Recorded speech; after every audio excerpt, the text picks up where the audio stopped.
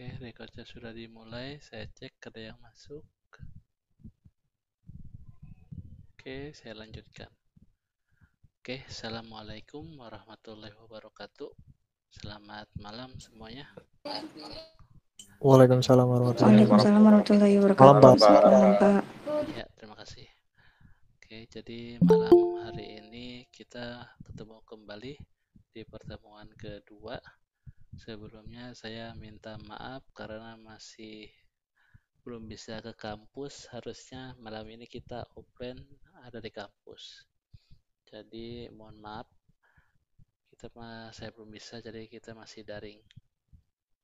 Oke, untuk slide materi malam hari ini, yaitu kita akan bahas topiknya tentang elektronik, khususnya komponen. Nah, malam hari ini kita bahas komponen pasif, minggu depan nanti komponen aktif. Lusanya baru kita bahas mekatronik, berupa mekanik elektronik. Setelah itu baru ke sistem komputernya. Jadi untuk yang di sini penekanannya kalian masih tahu untuk yang sistem otomasinya seperti apa di dalam elektronika.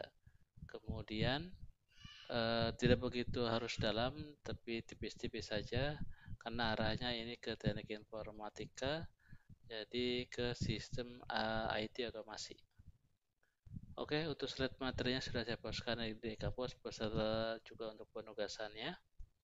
Nah, ini ada bobot penilaian untuk mata kuliah ini dan juga kontrak perkuliahan. Bila mana di kelas ini sudah dapatkan praktisi untuk mengadakan seminar, monggo nanti beritahu saya. Atau nanti kelas ini mau dibuat jadi sebagai koordinator seminar, juga beritahu saya. Karena saya juga sudah dapat kakak kelas kalian namanya Imam Sodikin, mungkin nanti yang akan mengisi seminarnya dia. Nah, tinggal saya mencari kelas mana yang mau dijadikan koordinator seminarnya. Oke, nanti diinfo kalau misalkan ini kelas ini bisa. Oke, kalau dari sini mungkin ada yang mau ditanyakan sebelum saya lanjutkan. Kalau tidak ada, saya lanjutkan.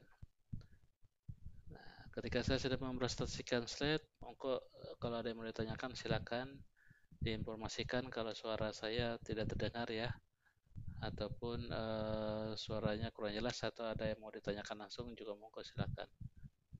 Oke, kita awali dari komponen elektronik, di mana komponen elektronik ini merupakan elemen terkecil yang ada di PCB ataupun printed circuit board. Nah, kalau misalkan kalian lihat di papan PCB, nah itu ada beberapa komponen elektronik, di mana ada komponen pasif dan juga komponen aktif. Nah, malam hari ini kita bahas komponen pasif, minggu depan komponen aktif. Nah, komponen-komponen sendiri ini mempunyai nilai value yang ada di bodinya atau tertempel berupa seperti label warna ataupun kode angka dan huruf, di mana nanti dari pabrikan akan memberikan nilai value tersebut di bodinya.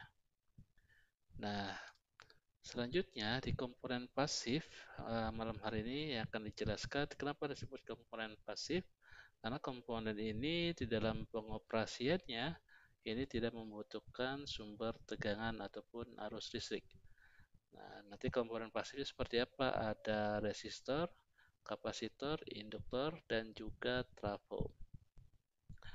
Di mana komponen pasif ini biasanya berfungsi sebagai pembatas arus tegangan atau pembagi arus tegangan, atau juga sebagai filter ataupun sebagai tank reservoir dari sirkuitnya itu sendiri.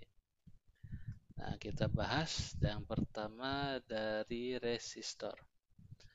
Nah, resistor ini disebut juga sebagai hambatan, di mana berfungsi untuk menghambat ataupun mengatur arus listrik di dalam suatu rangkaian elektronik. Nah, ini gambarnya ada resistor bentuk true hole, di mana di bodinya ada label warna yang menandakan nilai value dari komponen tersebut. Ini perlu di disclaimer kalau yang buta warna. Nah, kalau buta warna pasti salah. Nanti cara membaca manualnya. Caranya seperti apa? Nah, nanti bisa menggunakan alat yang namanya multimeter. Seperti itu. Nah, si resistor ini selain sebagai penghambat juga bisa digunakan sebagai pembagi arus ataupun tegangan ataupun penurun arus ataupun tegangan. Intinya sih untuk menghambat aliran arus listrik di dalam suatu rangkaian elektronik. Nah, berikut ini ada dua tipe resistor, yaitu resistor fix dan resistor variabel. Di mana resistor fix ini nilai value-nya akan selalu tetap, tidak berubah-ubah. Ini berupa ada gambar diagram tekniknya dan juga ada bentukan yang ada di pasaran untuk resistor fix dan juga resistor variabel. Nah, berbeda untuk yang resistor variabel, nilainya dapat berubah-ubah tergantung nanti yang diputar dari knobnya.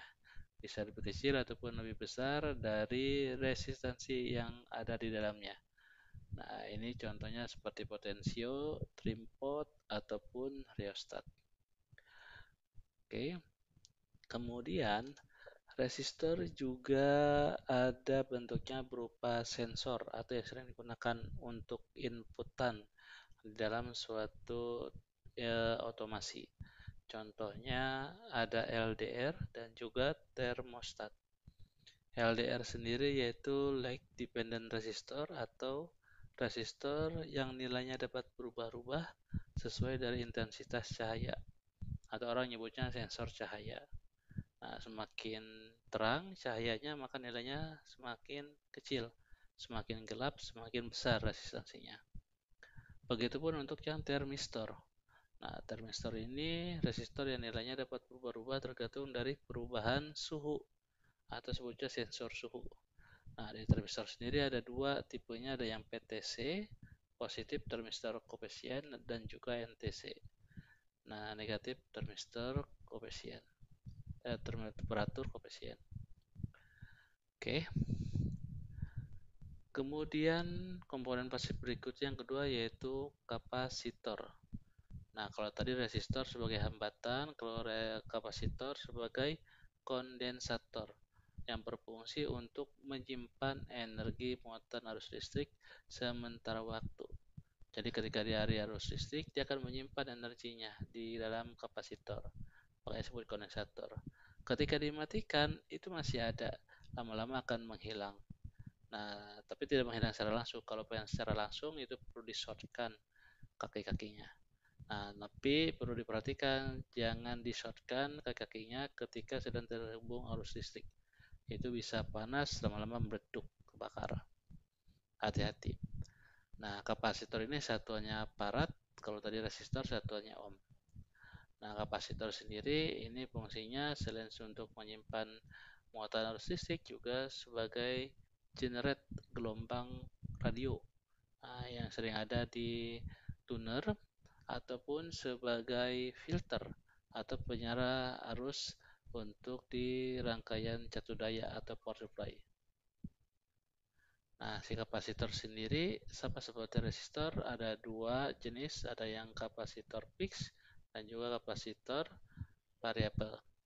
Nah, bedanya di kapasitor fix ini ada dua jenis, ada yang non polar dan juga polar. Kalau non polar, ini kapasitornya tidak mempunyai kutub mana positif negatif, jadi bebas ketika dipasangkan mau bolak-balik juga aman dan bisa bekerja sesuai dengan nilai value ratingnya. Contohnya kapasitor keramik, polyester, kertas, dan mika. Nah, namun berbeda untuk kapasitor fix yang jenisnya polar. Itu mempunyai kutub plus minus. Hati-hati ketika memasangkan, jangan sampai kebalik mana plus dan mana minusnya. Kalau kebalik nantinya itu akan ya kebakar ataupun meletup. Hati-hati. Contoh jenisnya kapasitor elektrolit ataupun tantalum. Nah, ini berupa penjelasannya untuk yang non polar dan juga polar. Dan kapasitor yang variabel contohnya yaitu Parco atau variabel kondensator. Ada juga disebut sebagai trimmer, di mana ini bisa kita putar katupnya tergantung dari nilai berapa farad yang kita inginkan, di mana akan terbaca terlihat nilai value-nya ketika diputar dengan menggunakan multimeter. Oke, dari sini ada yang mau ditanyakan? sebelum saya lanjutkan ke induktor. Suara saya jelas tidak? Jelas, Pak. Oke, Lanjut Pak seperti oke. Nah, berikutnya induktor. Nah, induktor ini disebut juga sebagai kopel atau penyambung. Nah, tapi saya sering gunakan induktor itu untuk generate ataupun ngatur frekuensi. Nah, jadi induktor itu berupa koil atau lilitan di mana yang sering ditemukan di tuner ataupun tempat-tempat untuk pesawat radio. Nah, ini satuannya Henry, di mana induktor dia mempunyai parameter 4 syarat. Yang pertama, jumlah lilitan. Nah, karena ini kan koil induktor itu, jadi jumlah lilitannya semakin banyak, maka kan semakin tinggi induktansinya. Kemudian ketika dililit, berarti kan di tengahnya ada diameter. Nah, ketika diameternya semakin besar, semakin tinggi pula induktansinya. Kemudian untuk posisi yang di tengahnya, kalau kosongan berarti udara, kemudian bisa dipasangkan besi ataupun perit. Nah, semakin kosong atau menggunakan udara itu semakin tinggi induktansinya. Dan juga yang keempat, syarat terakhirnya ukuran panjang induktor. Jadi kalau semakin panjang atau semakin pendek, dia semakin tinggi induktansinya. Kalau semakin panjang, semakin rendah. Nah, induktor sendiri sama seperti resistor dan kapasitor, ada yang induktor fix dan juga induktor variabel. Nah, ini contohnya. Jadi selain untuk pengkoppel atau penyambung ataupun untuk pengatur frekuensi juga digunakan untuk pelipat tegangan. Nah, supaya tegangannya nanti naik. Contohnya ini di trafo. Nah, trafo sendiri ini merupakan komponen keempat untuk komponen pasif, di mana ini merupakan pengembangan dari induktor yang menggunakan lilitan dengan permeabilitas intinya berupa besi. Nah, trafo sendiri ini pabrikan sudah ada dari perusahaan.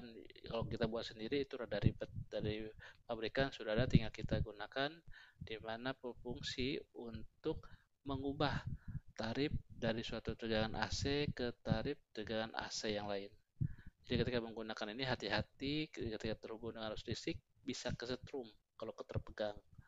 Nah, jadi di sini si trafo ini bisa kita naikkan ataupun turunkan tegangannya mulai dari 220 ke 12 volt AC ataupun dari 110 ke 220. Nah, fungsinya untuk menaikkan dan menurunkan tegangan AC. Sehingga si trafo sendiri ada dua jenis, ada yang trafo step up dan juga trafo step down. Nah, kalau step up berarti untuk menaikkan tegangan AC. Jadinya lilitan output itu lebih banyak dibanding lilitan input. Kalau yang trafo step down, lilitan output lebih sedikit dibanding lilitan input. Nah, jadi kalau misalkan trafo step itu biasanya yang dipakai di gadu-gadu induk PLN, tegangan tinggi seperti itu. Sedangkan untuk yang trafo step down yang ada di rumah-rumah ataupun yang kalian gunakan contohnya adaptor seperti itu. Oke. Nah, itu beberapa komponen untuk komponen pasif.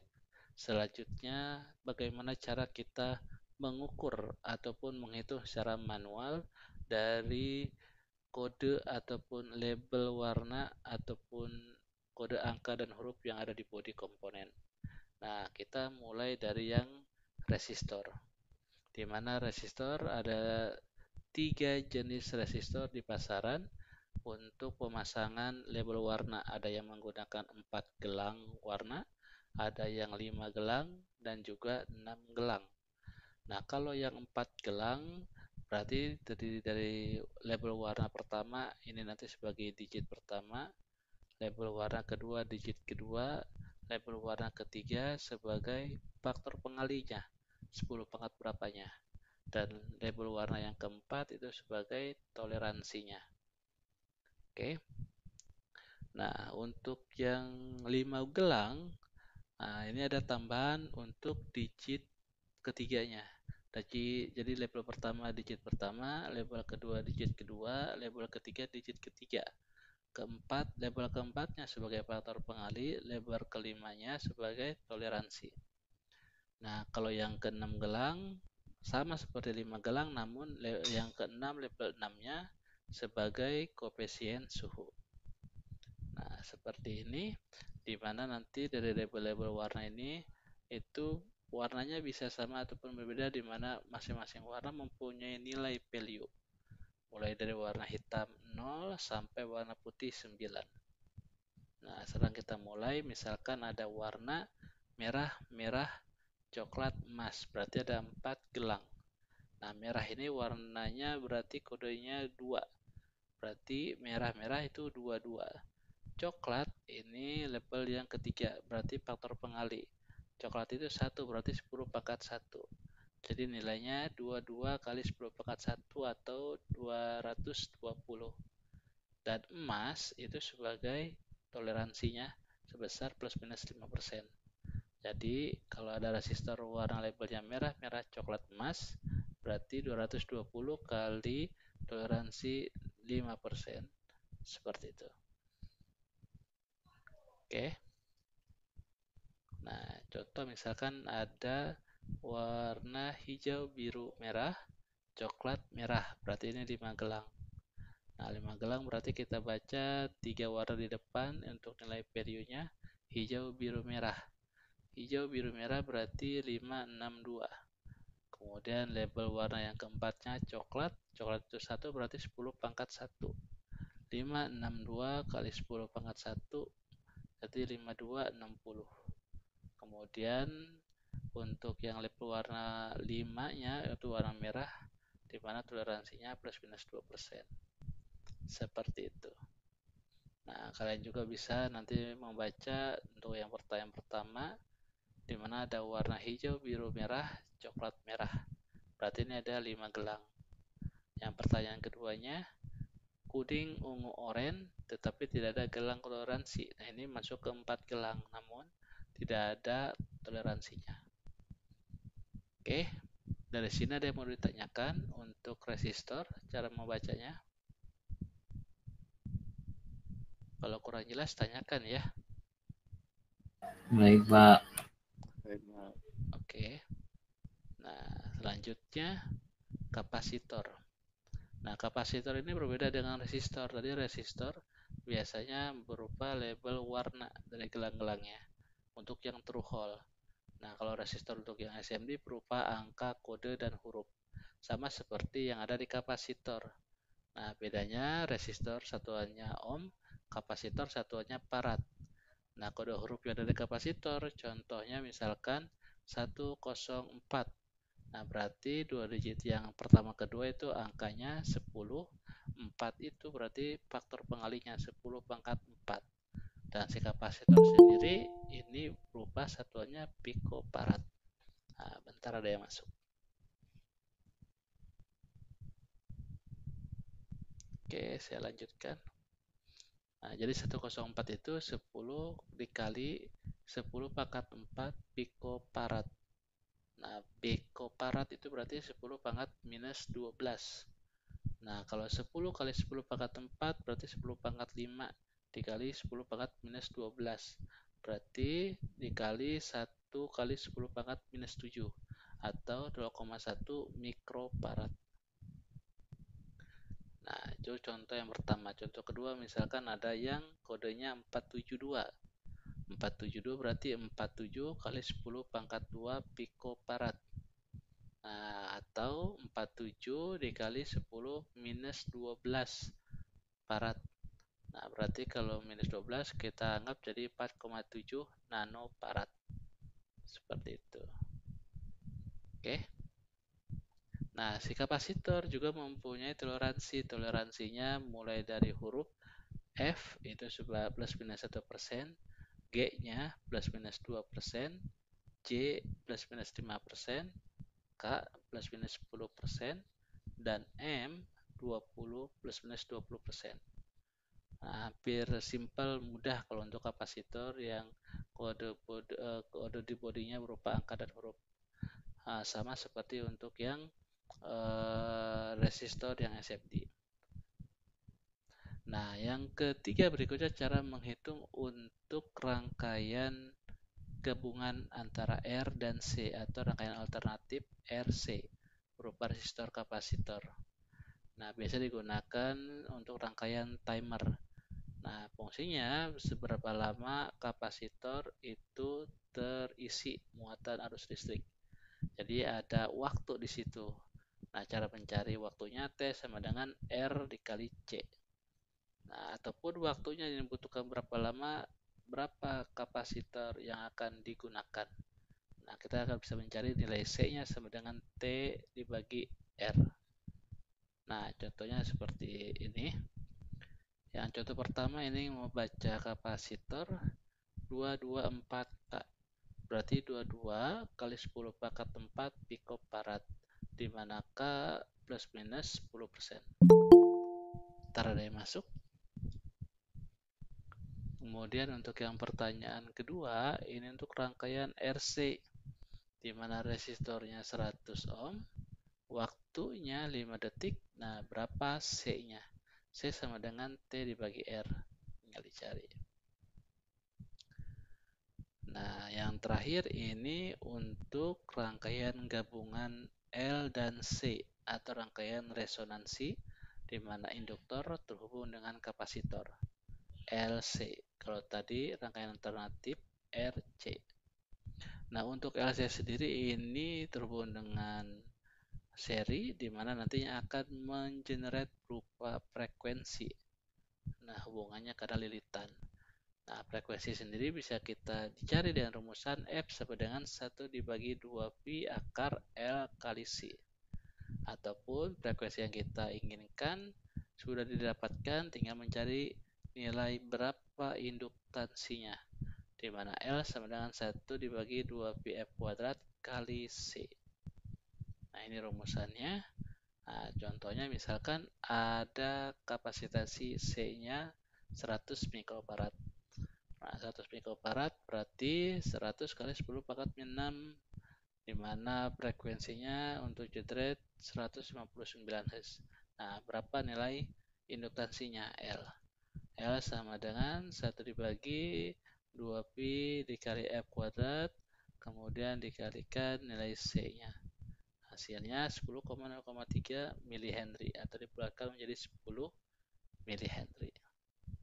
Nah, jadi ini untuk pertemuan kedua ini kita bahas komponen pasif mulai dari resistor, kapasitor, induktor, dan trafo, dan cara menghitung nilainya mulai dari resistor, kapasitor, gabungan dari RC dan juga gabungan dari LC.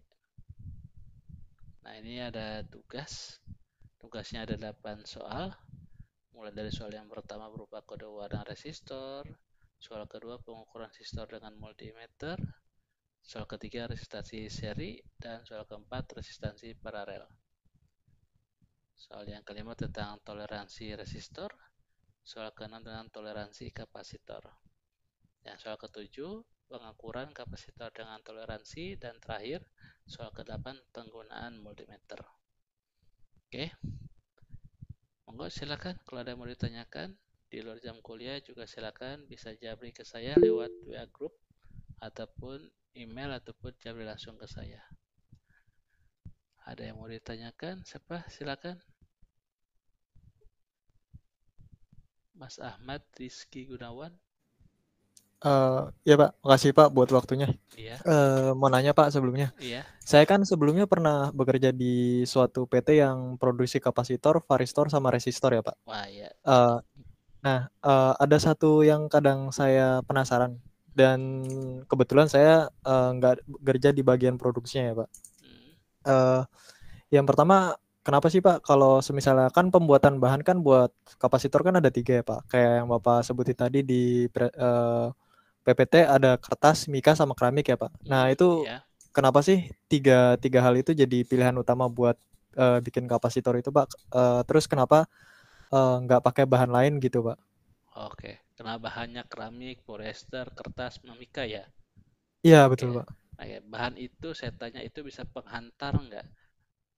Atau mempunyai magnet ketika mungkin kayak contohnya penggaris sama kertas ya nih gosok-gosok lama kan jadi nanti tertarik tuh magnetnya kertasnya. Nah, di sini kenapa bahannya menggunakan keramik, polyester, kertas, mika?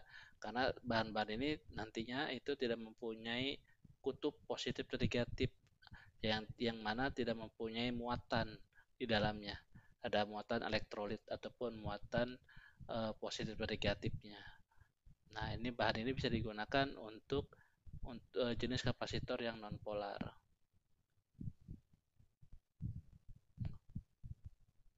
Jadi fungsinya itu seperti itu supaya tidak ada nilai muatan listriknya, kutubnya intinya. Oh, oke, Pak. Baik, Pak. Terima kasih, Pak. Iya. Jadi si kapasitor sendiri itu ada dua jenis tadi, fix dan variabel. Nah, fixnya sendiri ini ada yang polar, di mana polar itu tidak punya kutub, bisa bolak-balik. Jadi kalau mau masang aman dan tetap bekerja kapasitornya. Nah, berbeda kalau yang elektrolit, yang polar, nah itu ada positif negatifnya. Kalau kebalik, dia nggak bakal bekerja, malah jadi berbahaya.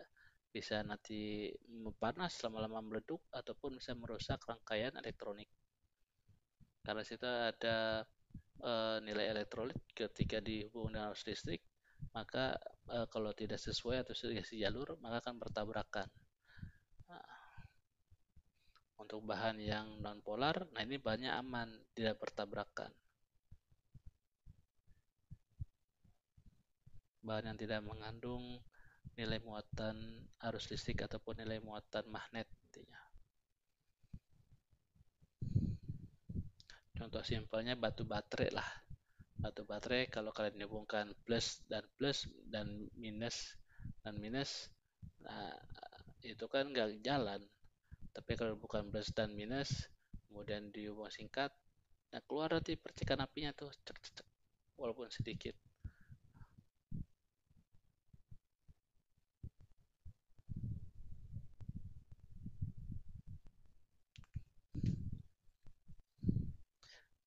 Monggo silahkan kalau ada yang mau ditanyakan lagi yang lain. Kalau saya dulu kan lulusannya SMA, jadi ketika kuliah ke Surabaya, saya ambil teknik elektro. Nah, sana itu kebanyakan mereka sudah sering bermain komponen. Jadi ketika saya praktikum bermain komponen, saya sering salah, pas sering meleduk, panas. Jadi ketika memasang kapasitor atau berhubungan kapasitor sering terjadi hubung singkat ataupun salah masang. Jadi ya wajar, oh ternyata ini dulu nggak pernah di SMA saya dulu, SMA 1 Cikarang Utara itu nggak ada diajarin tentang elektronik. Zaman saya nggak tahu kalau sekarang, saya belum lihat. Jadi saya tahu, oh ternyata seperti itu. Nah, untuk yang kalian walaupun tidak dari teknik elektro tapi dari teknik informatika, minimal harus tahu walaupun nggak begitu dalam. Jadi untuk safety, oh, untuk amannya seperti apa. Apalagi ada komponen elektronik yang mempunyai terhubung langsung dari arus AC seperti trafo. Nah, itu berbahaya kalau dipegang, bisa kesetrum.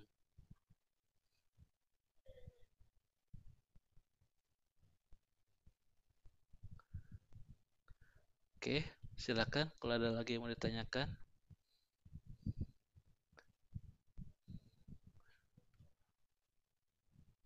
Nah, ini yang baru masuk juga nanti bisa dilihat rekamannya. Rekamannya nanti akan saya share di kampus di pertemuan kedua di video. Sebelumnya saya minta maaf, saya belum bisa ke kampus, masih fisioterapi, masih nyoba untuk belajar normal. Insya Allah nanti kalau udah bisa, kita ketemu lagi di kampus. Jangan lupa untuk absensi. Nah, absensinya bisa langsung klik online, otomatis yang online-nya dianggap hadir. Bisa isi kolom komentar, ataupun bisa isi klik absen.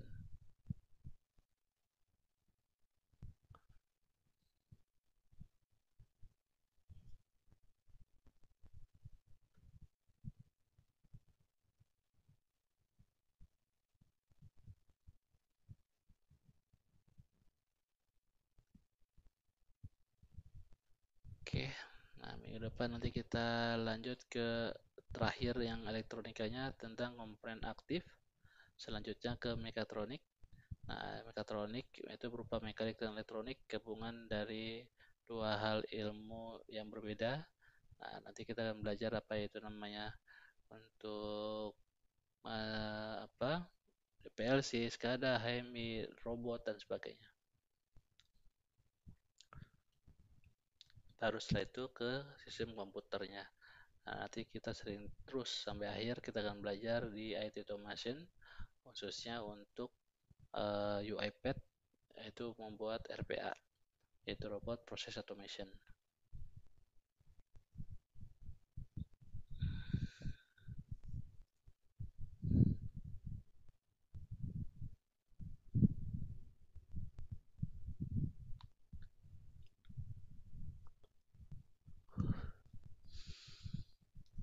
Monggo silakan kalau ada yang mau ditanyakan.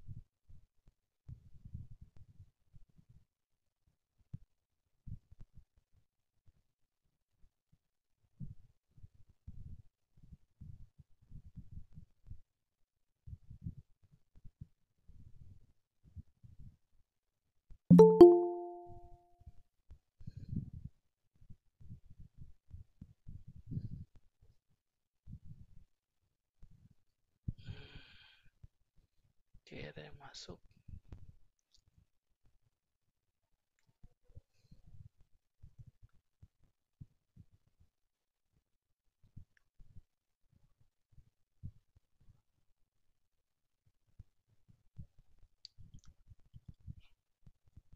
Gue silakan kalau ada yang mau ditanyakan.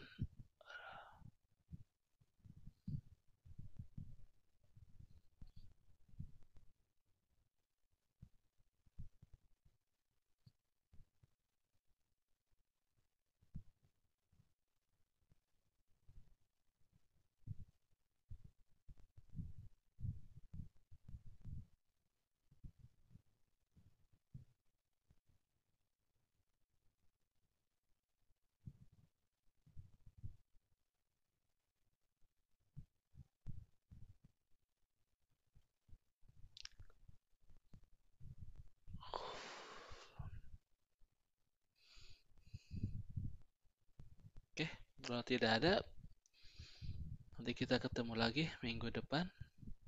Bila mana ada ditanyakan di luar jam kuliah, nanti bisa WA ke saya, Japri ataupun WA di grup. Ya, jangan lupa untuk tugasnya. Tugasnya masih lama sebelum UAS, tapi jangan sampai lupa. Dan juga untuk absen jangan sampai lupa. Bisa klik online di kampus, atau isi kolom komentar, ataupun bisa klik absen di kampus di pertemuan yang sedang berlangsung. Oke, saya akhiri. Wabillahi taufiq wal hidayah. Wassalamualaikum warahmatullahi wabarakatuh. Selamat malam. Waalaikumsalam warahmatullahi wabarakatuh.